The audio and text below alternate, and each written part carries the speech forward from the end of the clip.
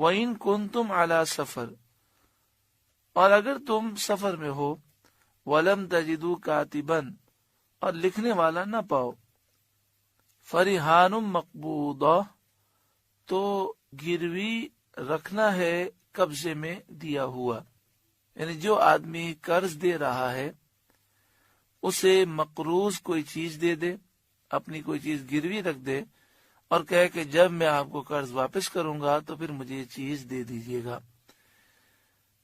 یہ چیز رکھنے سے فائدہ کیا ہوگا؟ اس سے فائدہ یہ ہوگا کہ قرض لینے والے کو بار بار چیز یاد آئے گی، تو جب جب اسے اپنی چیز یاد آئے گی تو اسے یاد آئے گا کہ میں مقروض ہوں، مجھے فلاں کو قرض واپس کرنا ہے۔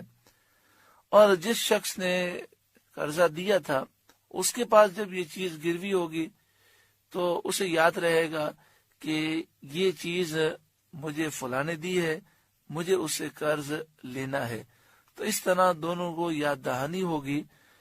اب یہاں پر بھی یہی مسئلہ ہوتا ہے کہ اگر قرض دینے والا یہ مطالبہ کرے کہ آپ ایسا کریں، کوئی چیز میرے پاس گروی رکھ دیں، فی الحال ہمارے پاس کوئی لکھنے والا نظام موجود نہیں ہے، تو سامنے والا برا مان جاتا ہے۔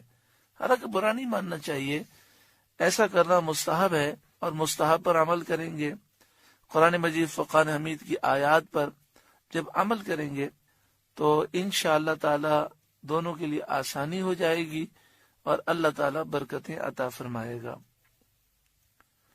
یہاں پر یہ ہے کہ سفر میں انسان ہو اور لکھنے والا نہ پائے تو کوئی چیز گروی رکھ دے، اس آیت سے تو سفر کا مسئلہ ثابت ہے، اور حدیث پاک سے یہ ثابت ہے کہ سفر میں نہ بھی ہو یا ہم لکھنا نہ چاہیں تو کوئی چیز گروی رکھ دینی چاہیے۔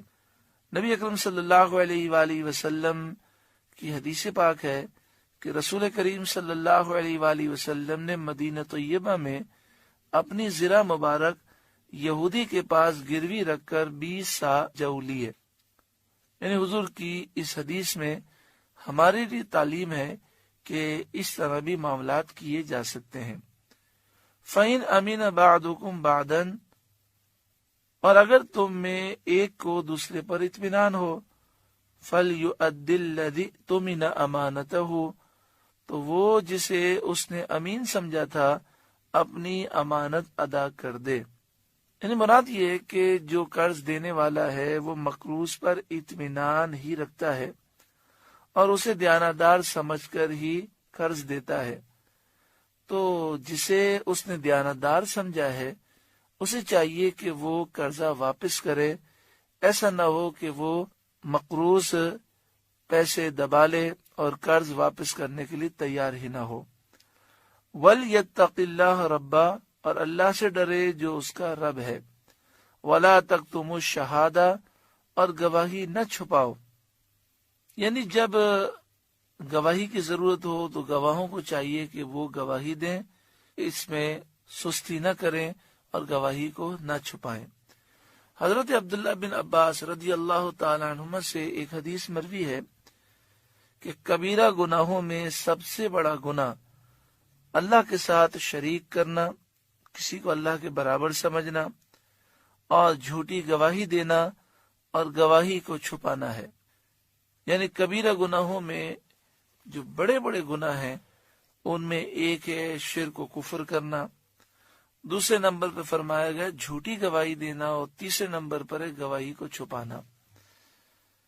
وَمَن يَكْتُمْهَا، اور جو گواہی چھپائے گا، فَإِنَّهُ آثِمٌ قَلْبُهُ، تو اندر سے اس کا دل گنہگار ہے۔ وَاللَّهُ بِمَا تَعْمَلُونَ عَلِيمٌ، اور اللہ تمہارے کاموں کو خوب جانتا ہے۔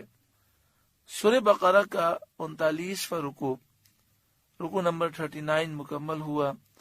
اللہ رب العالمین اس کی برکتوں سے ہمیں مالا مال فرمائے۔ اس رکوع میں 2 آیتیں ہیں۔ دوسری آیت میں ہم نے یہ سماعت کیا کہ جب آدمی آپ کو قرض دیتا ہے تو وہ آپ کو دیانتدار سمجھ کے دیتا ہے، آپ پہ بھروسہ کرتا ہے، تو ہمیں چاہیے کہ خوش اخلاقی کے ساتھ اور خوش اسلوبی کے ساتھ قرض کو ادا کریں۔ ہمارے معاشرے میں یہ ہوتا ہے کہ جب قرض لینے کے لیے آتے ہیں تو لوگ بڑی خوش اخلاقی سے پیش آتے ہیں، اور پھر جب قرض دینے کی باری آتی ہے، واپس کرنے کی باری آتی ہے، تو بہت تنگ کرتے ہیں، اور بسا اوقات وہ قرض واپس کرنے سے انکار بھی کر دیتے ہیں، لوگوں کے پیسے کھا جاتے ہیں۔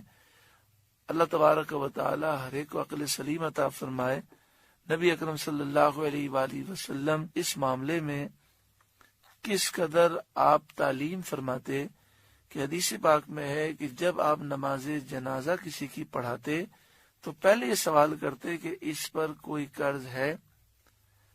اگر بتایا جاتا کہ ہاں یہ مقروض ہے تو آپ یہ فرماتے کہ اس کا قرض کتنا ہے۔ اگر 3 درہم یا اس سے زائد اس پر قرض ہوتا تو آپ یہ سوال کرتے کہ کیا اس کی جائیداد میں اتنی رقم ہے کہ جس سے یہ قرض ادا کیا جا سکے۔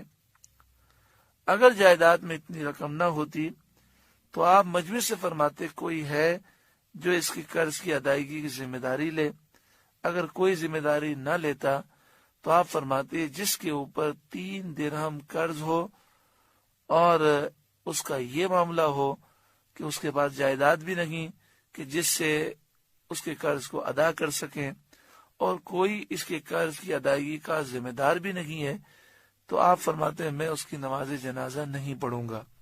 نصیحت یہ تھی کہ قرض کے معاملات میں احتیاط کریں، ضرورتاً قرض لیا جائے اور کوشش کی جائے کہ اسے وقت پورا ہونے سے پہلے خوش اسلوبی سے ادا کریں۔ اللہ تعالی عمل کی ہم سب کو توفیق عطا فرمائے۔